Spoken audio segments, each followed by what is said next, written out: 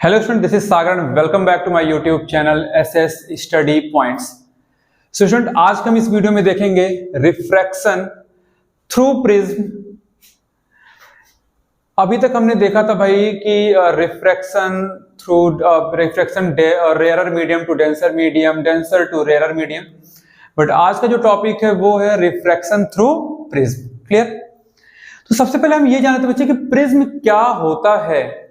तो अगर हम प्रिज्म की बात करें तो प्रिज्म क्या एक ट्रांसपेरेंट होमोजीनियस मीडियम होता है जो कि 5 प्लेन सरफेस से मिलकर बना होता है। राइट? तो यानी कि प्रिज्म हमारा क्या है?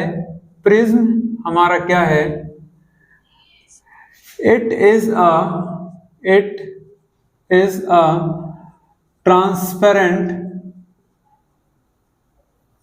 transparent homogeneous medium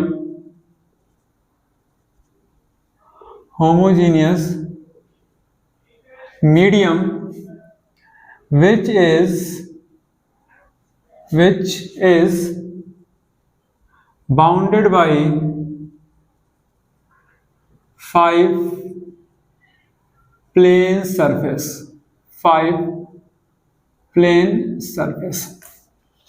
अब देखो बच्चे कि अगर हम यहाँ पे बात करें भाई ये 5 प्लेन सरफेस क्या होते हैं, मीन्स क्या क्या होते हैं इस 5 प्लेन सरफेस में। तो इसमें दो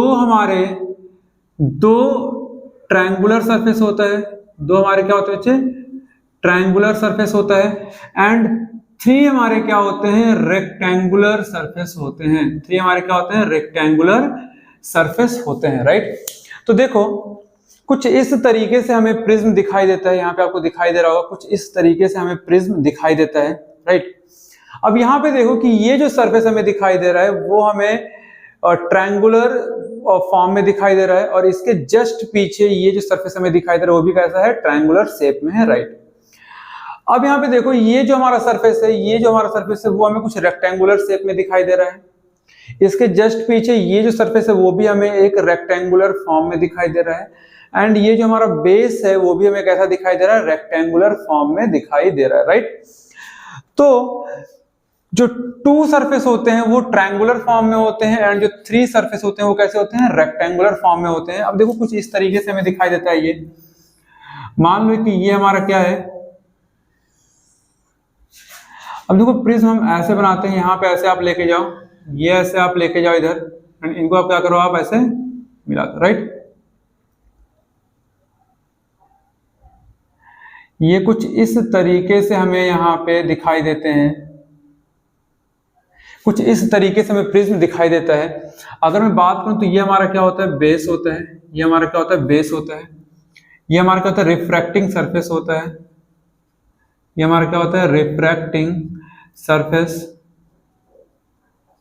अगर हम इस सरफेस की बात करें तो ये भी हमारा क्या होता है? रिफ्रैक्टिंग सरफेस होता है। Refracting surface. अगर हम इनकी बात करें तो ये हमारा क्या होता है? ये हमारा क्या होता है? रिफ्रैक्टिंग एज होता है। ये हमारा क्या होता है? रिफ्रैक्टिंग एज होता है। राइट? तो कुछ इस तरीके से हमें दिखाई देता है। तो जल्दी से इसको नोट डाउन करो, देन हम इसके आगे जो डेरिवेशन है वो हम करेंगे। जल्दी से इसको नोट डाउन करो। सो बच्चे अब हम देखेंगे यहाँ पे डेरिवेशन। तो मान लेते हैं कि ये हमारा क्या है? एक प्रिज्म है। ये हमारा क्या है? प्रिज्म है। ये हमारा क्या है? प्रिज्म है। यहां से मैंने एक इंसिडेंट रे फॉल कराया। ये हमारा क्या है? Incident ray. राइट? अब यहां पे क्या आएगा हमारा? यहां पे हमारा क्या है? नॉर्मल। ये हमारा क्या है? नॉर्मल। अब देखो लाइट का जो एक्चुअल पाथ है वो तो ये है, लाइट का एक्चुअल पाथ ये है, लेकिन लाइट क्या होगा? अपने पाथ से डेविएट होगा। अपने पाथ से क्या होगा? डेविएट होगा। लाइट अपने पाथ से क्या होगा? डेविएट होगा, मींस बेंड होगा टूवर्ड्स द नॉर्मल। बेंड होगा टूवर्ड्स द नॉर्मल। एंड फिर यहाँ पे हमारा, अब यहाँ पे एक बार रेयरर टू डेंसर मीडियम जा रहा था, अब then denser to rarer medium जाएगा। तो यहाँ पे फिर से हमने एक नॉर्मल क्या किया? ड्रॉ किया। अब ये लाइट हमारा देखो जब डेंसर टू रेयर जाता है बच्चे तो ये अवे फ्रॉम द नॉर्मल होता है, तो ये लाइट हमारा ऐसे बेंड हो जाएगा, राइट। और इसको हम क्या बोलेंगे, इमरजेंट रे बोलेंगे। इसको हम क्या बोलेंगे, इमरजेंट रे बोलेंगे। इसको हम क्या बोलते हैं बच्चे, रिफ्रैक्टेड रे बोलते हैं। अब देखो अगर इसके हम पाथ को थोड़ा सा इसको हम पीछे की तरफ अगर हम एक्सटेंड करें तो कुछ हमें ऐसा दिखाई देगा, यहाँ पे कहीं पे आगे क्या कर रहा है, मीट कर रहा है, राइट। तो इसको हम एक ट्रायंगल को इसको नाम देते हैं ए बी सी। इस पॉइंट को हमने मान लिया क्यू, इस पॉइंट को हमने मान लिया एन, एंड इस पॉइंट को हमने क्या मान लिया आर। अब देखो ये जहां पे ये दोनों मीट कर रहे हैं इसको हम बोलते हैं एंगल ऑफ डेविएशन, जिसको हम डेल्टा से क्या करते हैं, इंडिकेट करते हैं। ये हमारा क्या होता है, एंगल ऑफ डेविएशन। ये हमारा क्या होता है, एंगल ऑफ डेविएशन। ये हमारा क्या होता है बच्चे, एंगल ऑफ डेविएशन, राइट। ये जो हमारा एंगल होता है इसको हम एंगल ए बोलते हैं, that is angle of prism. इसको हम क्या बोलते हैं बच्चे, एंगल ऑफ प्रिज्म। इसको हम क्या बोलते हैं, angle of prism, angle of prism. Clear. अब देखो कि अगर ये हमारा नॉर्मल है तो नॉर्मल, एंड यहां पे हमारा ये कौन सा एंगल बनेगा, एंगल ऑफ इंसिडेंस बनेगा। यहां पे कौन सा एंगल बनेगा, एंगल ऑफ इमरजेंट बनेगा, जो ऑलरेडी आपने पढ़ रखा है रिफ्रैक्शन में। अब देखो यहाँ पे जो हमारा रे बनेगा बच्चे वो कौन सा बनेगा, रिफ्रैक्टेड एंगल ऑफ रिफ्रैक्शन बनेगा, जिसको हम R1 से यहाँ पे इंडिकेट कर रहे हैं।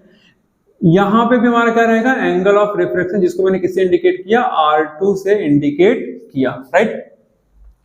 अब आप एक यहाँ पे चीज देखो कि यहाँ पे इस पूरे पोर्शन में या फिर इस पूरे पोर्शन में हमें कुछ इस तरीके से दिखाई दे रहा है। ये हमें दिखाई दे रहा है क्या, कि वर्टिकल अपोजिट एंगल के फॉर्म में हमें दिखाई दे रहा है। कि मतलब क्या, कि अगर ये हमारा एंगल आई है तो ये पूरा एंगल भी क्या होगा, एंगल आई होगा। अगर ये हमारा एंगल ऑफ इमरजेंस है तो ये भी हमारा क्या रहेगा, एंगल ऑफ इमरजेंट रहेगा, राइट। तो आप देखो कि भाई अगर ये पूरा एंगल आई है तो ये पूरा एंगल क्या रहेगा, आई रहेगा। यहां से लेके यहां तक का पूरा एंगल क्या रहेगा, आई। और अगर ये आर है तो ये वाला एंगल हमें कितना मिल जाएगा, ये एंगल हमें मिल जाएगा कितना, आई माइनस क्या, R1, right. In the same way कि अगर ये पूरा एंगल अगर हमारा इमरजेंट एंगल है तो ये पूरा एंगल भी हमारा क्या रहेगा, इमरजेंट एंगल रहेगा, just because of vertically opposite angle. और अगर ये हमारा R2 है तो ये एंगल हमें कितना मिल जाएगा, E माइनस R2। कितना मिल जाएगा बच्चे, E माइनस R2। क्लियर। इस पॉइंट को जहां पे ये पॉइंट हमारा मीट करे इसको हमने क्या मान लिया, M। तो फिगर देखो बच्चे, फिगर आप साथ साथ बनाना, एक दो बार फिगर बना के प्रैक्टिस कर लेना, क्योंकि फिगर में ही गलतियां होती हैं, राइट। अब यहाँ पे देखो, यहाँ पे अब हम यहाँ पे देखते हैं क्या भाई, कि यहाँ पे हमें एक क्वाड्रिलेटरल दिख रहा है, A Q N R, right. तो हम यहाँ पे अब स्टार्ट करते हैं डेरिवेशन। तो इन क्वाड्रिलेटरल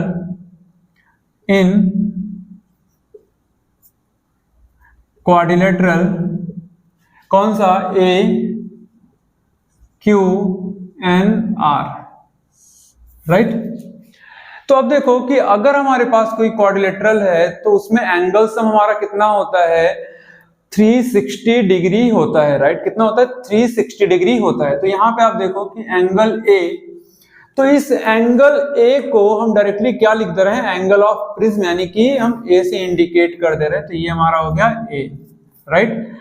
प्लस अब जरा देखो A Q N, A Q N plus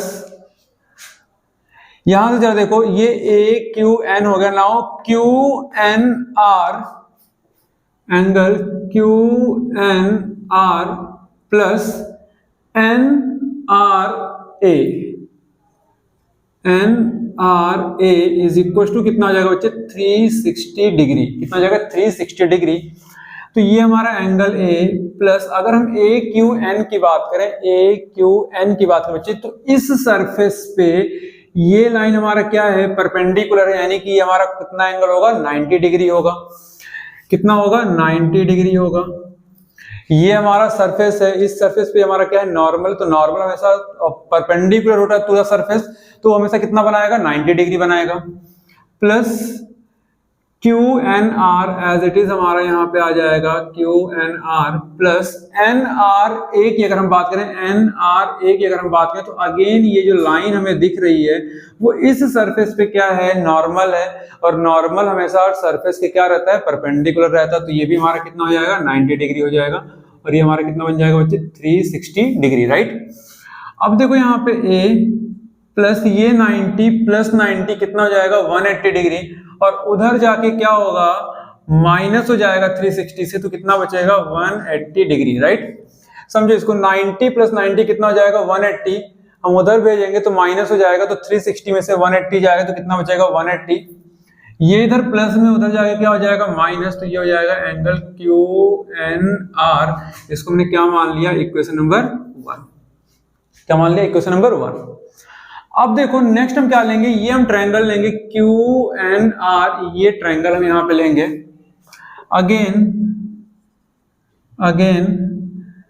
in triangle Q N R, तो आप बताओ बच्चे कि एंगल सम प्रॉपर्टी कितनी होती है, 180 डिग्री होती है। तो अब देखो जरा यहाँ पे क्यू एन आर में, तो सबसे पहले हमने क्या ले लिया बच्चा, एंगल क्यू एन आर, पहला एंगल हमें मिल गया Q N R plus N Q R, दूसरा एंगल में मिल गया N Q R plus N R Q, ये हमें कितना मिल जाएगा, 180 डिग्री।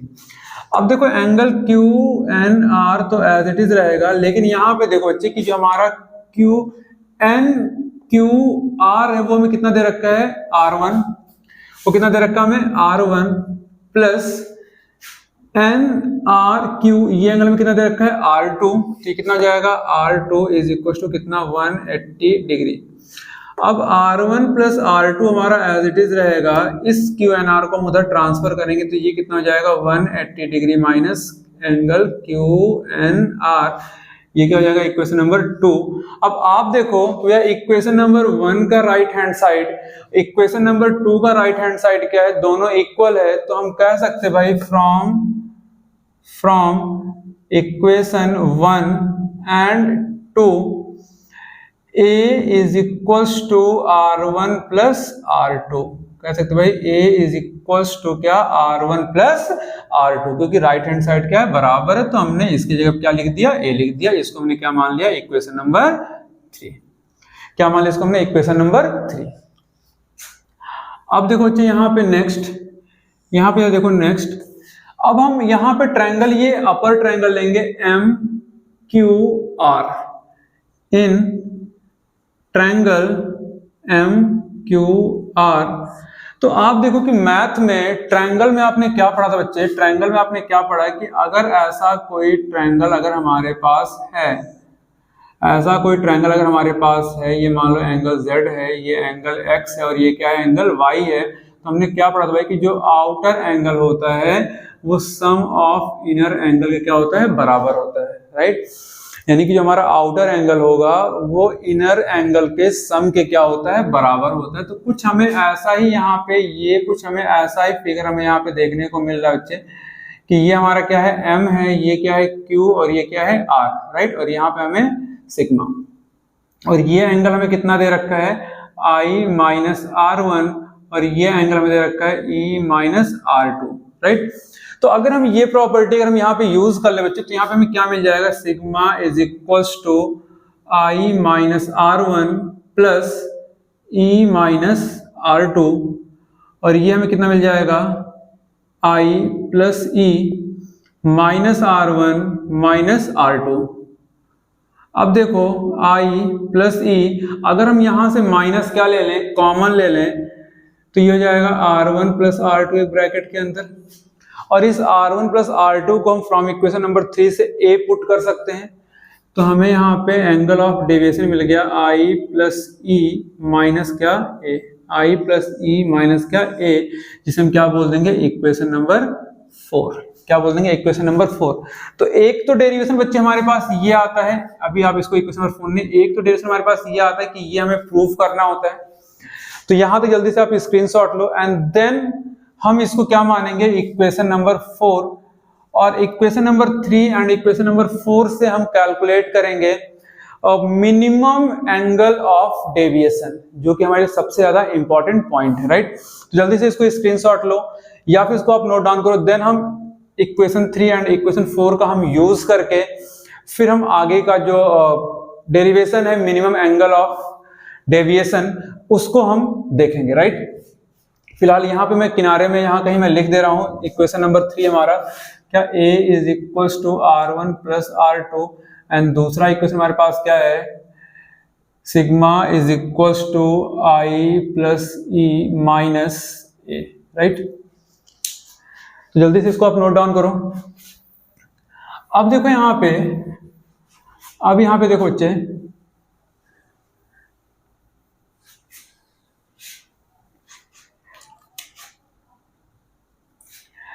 कि ये हमें दे रखा है। अब अगर हम बात करें यहाँ पे मिनिमम